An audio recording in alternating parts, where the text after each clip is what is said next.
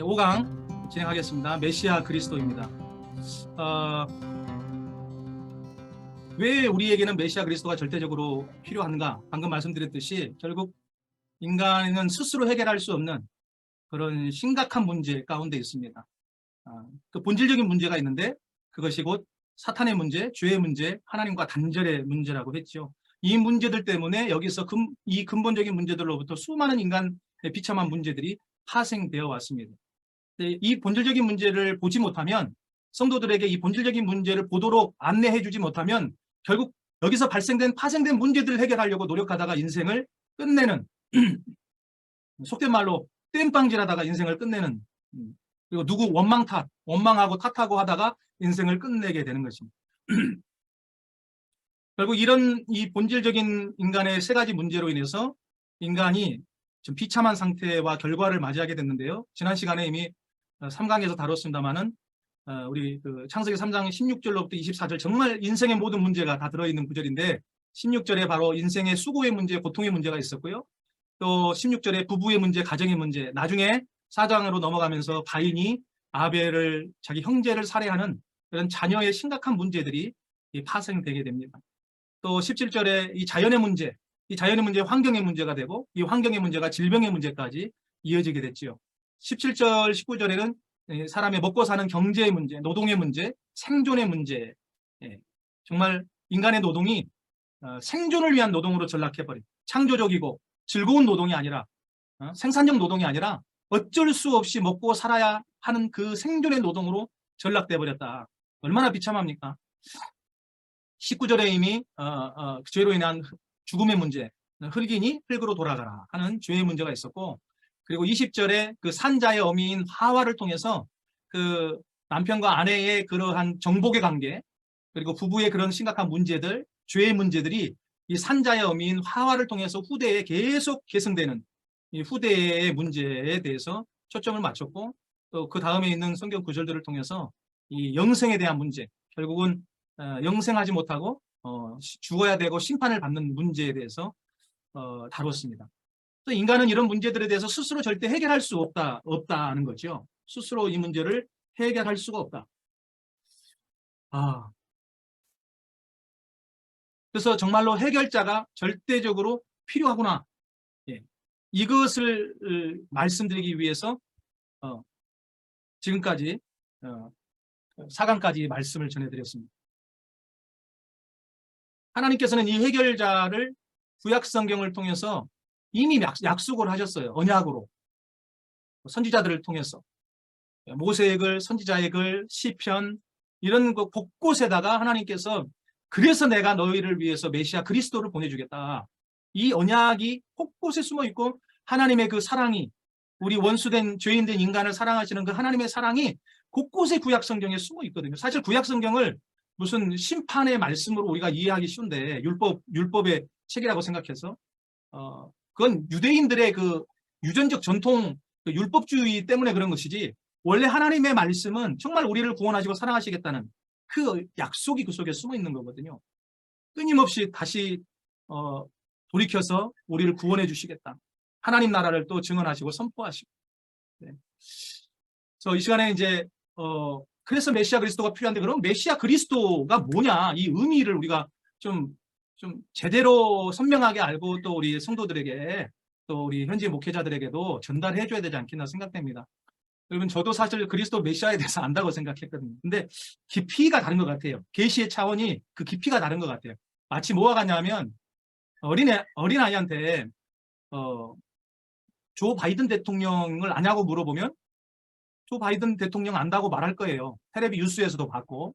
그런데 조 바이든이라고 하는 이름을 가진 이 사람이 대통령의 직책을 수행하고 있는데, 세계에서 가장 강대한 미국이란 나라 뿐만 아니라 전 세계에 엄청난 영향력을 행사하는 대통령이잖아요. 대통령의 직책을 갖고 있잖아요.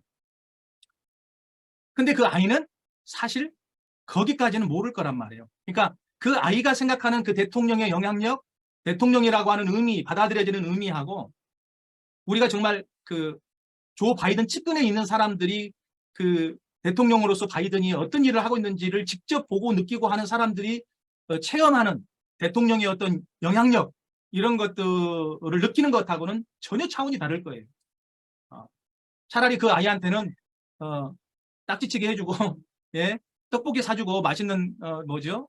치킨 사주고 하는 아빠가 그냥 더 좋은 것이 그런 어떤 것들에 대해서 깊이 있게 생각하지 않을까. 우리도 지금 예수 그리스도 자꾸 습관적으로 말을 하는데 도대체 그리스도 안에 담겨 있는 의미, 그 엄청난 의미, 이거를 우리가 정말로 온몸으로 느낄 때라야 이 부분이 너무너무 중요하다 이런 생각이 들어집니다. 메시아는 히브리어이고 그리스도, 네. 메시아는 두 가지죠. 히브리어로 마시하흐라고 하고 아람어로 메시아라고 하지요. 헬라어로는 크리스토스, 그리스어로 크리스토스 같죠. 영어로 크라이스트, 우리 한국어로는 구세주, 세이비어입니다. 그리스도의 직접적인 의미는 기름 부음을 받은 자라는 의미.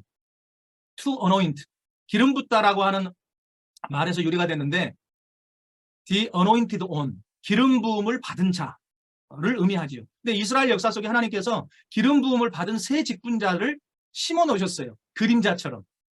그래서 이 삼중직이라고 하는데 threefold offices라고 하는 이 삼중직, 그 삼중직 기름을 부음을 받는 직분을 이임받을 때 기름을 붓는 직책이 누구입니까? 왕, 제사장, 선지자 아닙니까?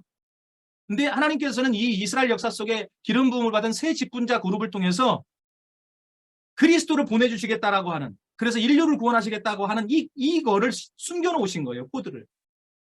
왕은 주로 하는 일이 뭡니까? 백성을 적으로부터 구출하고 보호하고 다스리는 일을 합니다. 제사장은 백성의 입장에서 백성들의 죄를 가지고 가서 하나님께 가지고 가서 죄를 속죄하는 역할을 합니다. 선지자는 하나님의 입장에서 하나님의 말씀을 가지고 와서 하나님의 말씀을 대언해서 백성들을 회개시킵니다. 그 회개하는 백성 회개할 때에 결국은 하나님과 화목이 이루어지고 하나님과의 관계가 단절됐던 관계가 다시 연결되는, 하나님과의 관계 단절을 회복해주는 그런 역할을 선지자가 했어요. 그런데 문제는 뭡니까? 왕도, 제사장도, 선지자도 불완전하고 약하고 죄를 범했다는 사실입니다. 그렇게 신실했던 다윗 왕, 하나님의 사랑을 받고 칭찬을 받았던 다윗 왕도 간음죄를 범하고 살인죄를 범하지 않습니까? 그러니까 결국 뭐냐면 이들을 통한 문제 해결은 완전하지도 영원하지도 않다라고 하는 거죠. 유통기한이 있었다는 거죠. 제사장의 속죄는 7월 15일 대속죄일을 통해서 속죄를 하는데 1년에 한 차례밖에는 유효기간이 안 되지 않습니까? 또 그 다음에 1년에 또 속죄를 해야 돼요. 따라서 카톨릭에서 하는 고해성사도 이런 문제가 있다고 생각됩니다. 그래서 일주일 전에 고해성사 했는데 불의의 사고로 죽기 전에 막 신부님이 달려가잖아요. 고해성사라고. 고해성사 못하고 죽어요? 그러면 어떻게 돼요? 낙원에 못 올라가는데. 그래서 아마 연옥이라고 하는 성경에 있지도 않는 그런 어떤 것들이 만들어진 것 같습니다. 자, 그래서 왕, 제사장, 선지자로는 해결이 안 돼. 그래서 누가 필요하다? 참된 왕이 필요하다. 사탄의 손에서 죄인들을 구출하고 보호하고 다스려줄 참된 왕이 정말 필요하다. 하나님, 하나님과의 단절을 가져온 이 죄의 문제를 단번에 영원히 완벽하게 해결해줄 참 제사장이 필요하다. 하나님과의 이 본질적인 문제인 하나님과의 단절의 문제를 해결하고 하나님과 화해시킬 참 선지자가 필요하다. 그래서 참된 왕, 참 제사장, 참 선지자의 이 삼중직을 수행할, 한 번에 한꺼번에 수행할 단 한 사람, 메시아 그리스도 구세주가 필요하다. 이거를 하나님께서 이스라엘 역사 속에 새 직분자들 속에 숨겨놓으셨어요.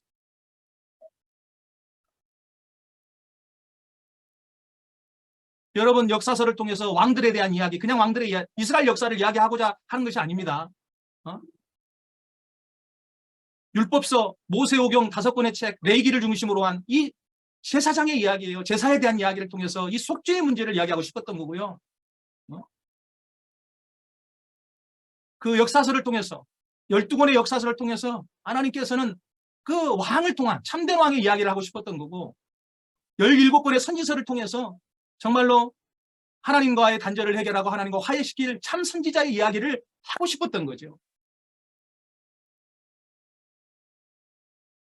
그리스도는 사탄, 죄, 하나님과 단절의 결과로 온 모든 문제로 모든 문제를 해결할 수 있는 자이고 또 그 문제 안에서 고통당하는 인간을 구원하실 수 있는 분입니다. 이게 그리스도의 의미입니다. 진정한 그리스도의 의미. 또 하나님께서는 메시아 그리스도를 약속하셨지요. 성경 속에 이 삼중직을 한꺼번에 수행할 수 있는 메시아 그리스도를 보내주기로 약속했는데 구약 성경에 무려 신학자들 의견이 있습니다만 어떤 분들은 360가지 메시아 그리스도 예언이, 어떤 분은 300여 가지, 이 300여 가지의 메시아의 그리스도에 대한 예언이 구약 곳곳에 숨어 있지 않습니까? 너무나 세밀하고 정확하게. 한 사람을 통해서 여러분 300가지 예언이 성취된다고 생각해 보세요. 기적 중에 기적 아닙니까? 한 사람이 3가지 예언만 성취를 해도 기적일 같은 일인데 300여 가지가 무슨 말입니까? 그리스도의 탄생부터 고난과 죽음, 부활, 성령의 강림, 재림에 이르기까지.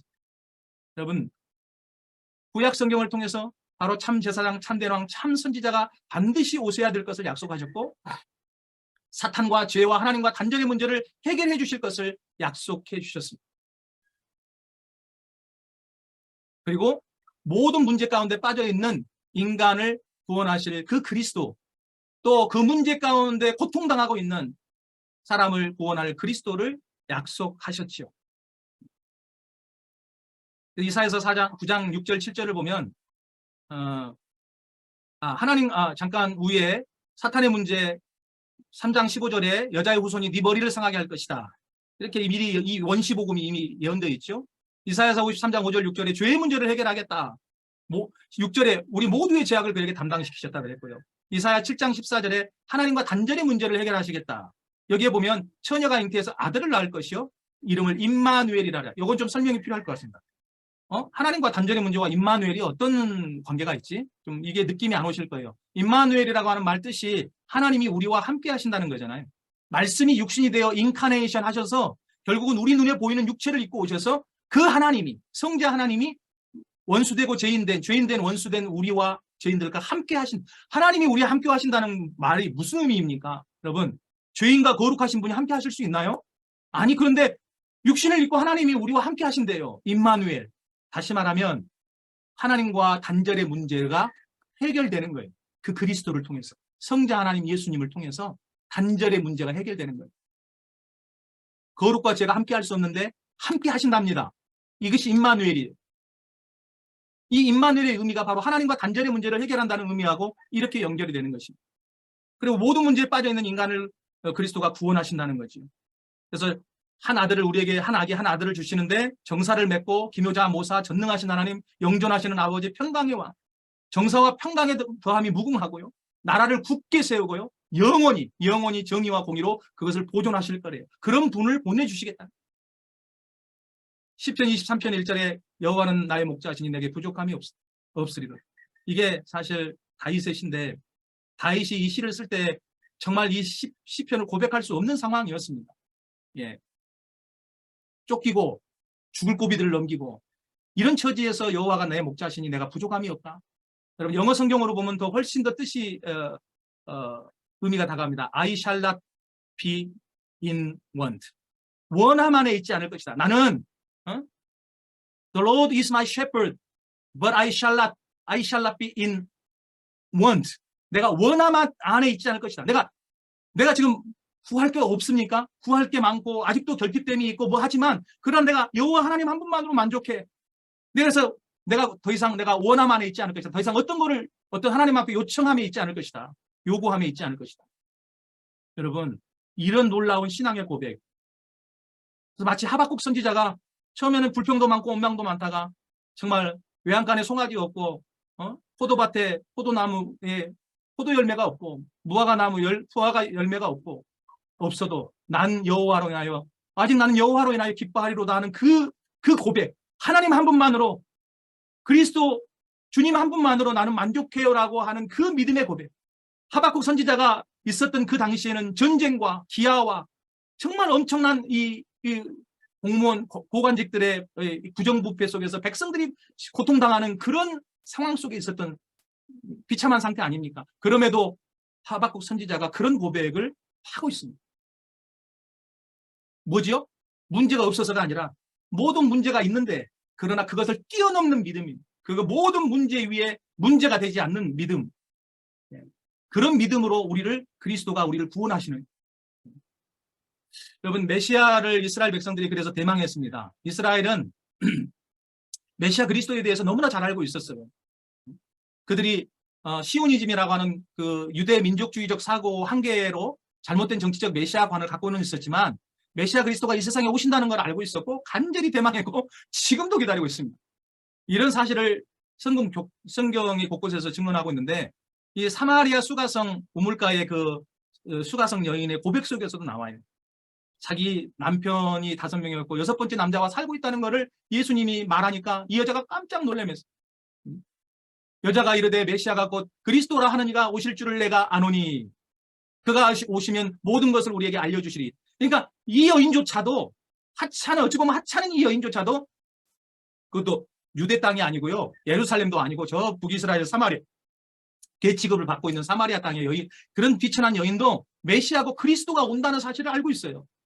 두 번째로 요한복음 12장 12절 13절을 보면 예수님이 이제 예루살렘에 십자가에 달리기 위해서 입성하시지 않습니까? 그때 백성들이 외치는 소리가 호산나, 찬송하리라. 지금 우리를 구원하소서. 호산나라고 하는 의미가 지금 우리를 구원하소서. 주의 이름으로 오시는 이여, 이스라엘의 왕이여. 물론 자기들이 원하는 게 정치적 메시아이지만, 잘못된 메시아가 아니지만 메시아 그리스도를 그들은 바라고 있었고 구약 성경에 예언됐던 것을 이미 알고 있습니다. 그들의 이 예루살렘에 입성하실 때 그 백성들의 외침 속에서도 우리는 메시아를 대망하고 있는 이스라엘의 모습을 알고 있습니다. 그리고 마지막 예수님이 부활 승천하실 때 제자들의 질문 속에서도 알 수 있습니다. 그들이 모였을 때 예수께 여쭈어 이르되 주께서 이스라엘 나라를 회복하심이 이때니까. 아직도 제자들은 이스라엘 나라, 하나님의 나라가 정확하게 개념이 잡혀있지 않습니다. 이때도 이들이 말하는 이스라엘 나라는 그런 정치적 메시아가 이룰 그런 정치적 나라입니다. 주권을 회복하는. 여러분, 동상이몽의 질문이고 질문을 하는 거죠. 제자들이. 그때 주님의 대답은 하나님의 나라가 임하는 때와 시기는 하나님께서 아버지께서 자기 본안에 두셨으니 너희가 알 바 아니다. 다만 성령이 임하시면 너희가 권능을 받고 예루살렘 온 유대 사마리아 땅끝까지 이르러 내 증인이 되라. 이 말씀을 남기십니다. 이렇게 메시아 그리스도가 어떤 의미, 이스라엘 백성들이 어떻게 그리스도를 대망했는지 여러분과 함께 다뤄봤습니다.